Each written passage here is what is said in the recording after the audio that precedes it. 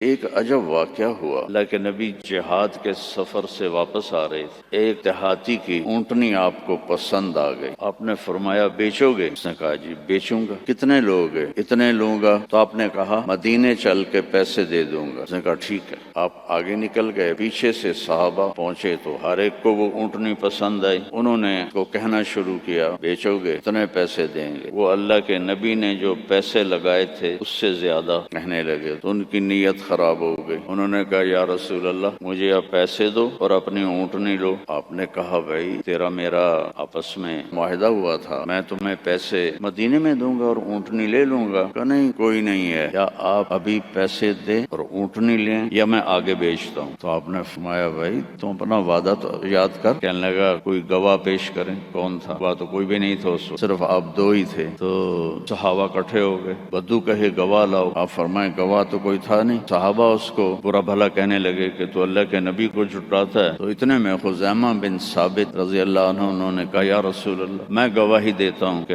آپ نے یہ اونٹنی کا سودا اسی طرح کیا ہے۔ تو آپ نے فرمایا تو تھا ہی نہیں، تو کیسے گواہی دیتا ہے؟ یا رسول اللہ آپ آسمان کی خبریں بتاتے ہیں اور ہم کہتے ہیں سچ ہے، تو یہ اونٹنی کی خبر کو سچ نہیں مانیں گے؟ تو آپ اتنا خوش ہوئے کہ آپ نے فرمایا آج کے بعد خزیمہ جہاں بھی گواہی دے گا یہ 2 کے برابر ہوگا۔